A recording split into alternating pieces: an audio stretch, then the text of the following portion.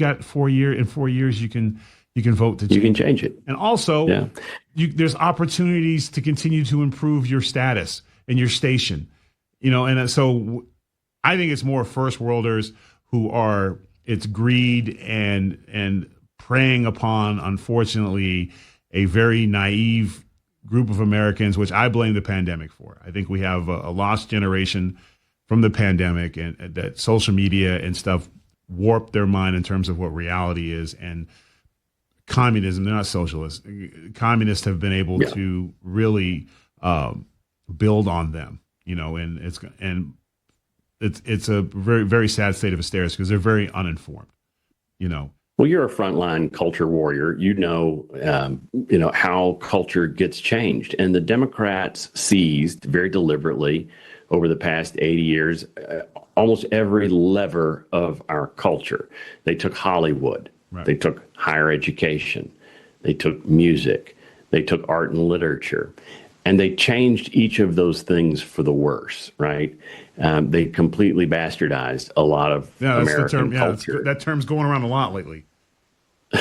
Yeah, and it's awful to look at what they've done, because they really look down. It's a sneering sort of dismissal of people who fly the American flag out on their porch. When I lived in Washington, D.C., up on Capitol Hill, you didn't see the American. We saw the Ukraine flag everywhere. Yeah, but you did not see the American flag flying from homes in our own capital, in the nation's capital. And it's like that almost in every major city in America. You go to the Tony elite neighborhoods, and they're not flying Old Glory out front. You go out into the heartland, though. You pass a farm in Indiana, and that's where you see the flag. And it's a dangerous divide that's really new in our culture. Well, they're spoiled because this is the only place that you can have those behaviors. You can say you hate the country. You can say the flag, it has no business being flown in your house, and you can fly 9 different pride flags in whatever country that you're going to try to raise money for. This is America, and you're allowed to do that because of we have this thing called the Constitution. But they continue to, and I try to find, like, where does this come from? Because it's almost a blatant ignorance.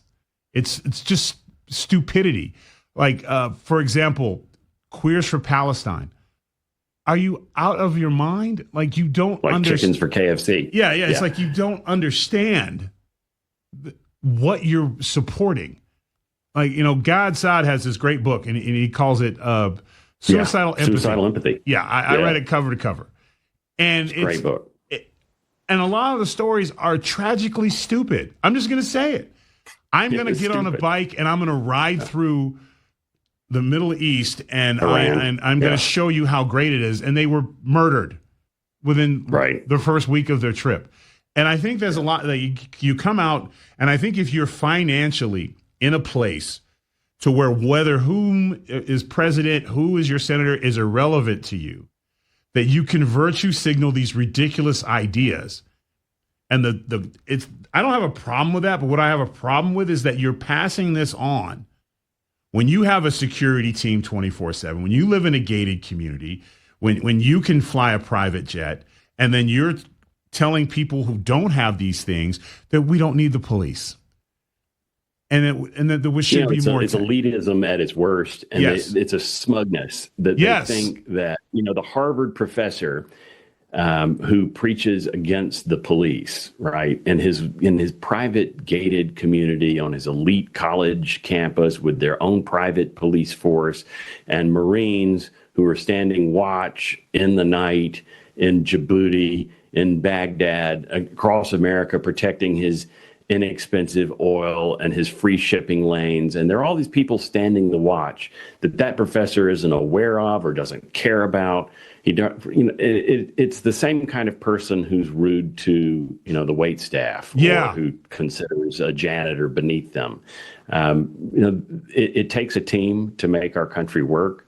And what's dangerous about where we are now is so many people, so many elites are not sending their children to fight. I've served in the Navy for 26 years.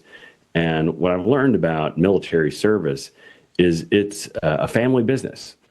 The biggest corollary of whether you're going to serve in the military or not is not your socioeconomic status. It is whether you had a family member, an uncle, a brother, a dad who served. That's the biggest corollary. And so we've got it. I call it the 1%. When we're talking about the 1%, we're talking about the 1% of Americans who've raised their right hand to protect and defend the Constitution. And when one small sliver of your culture is you're depending on that sliver to protect the whole thing. We're in a dicey situation. And recruitment is up, and thank you for your service. And thank God that we have that part of America that stays the course. Sir, thank you so much for your time today. Amazing conversation. Hope we get to do it again soon. And awesome being with you. We also love the word bastardize. Sorry. No, that's awesome. It's one of my favorite words.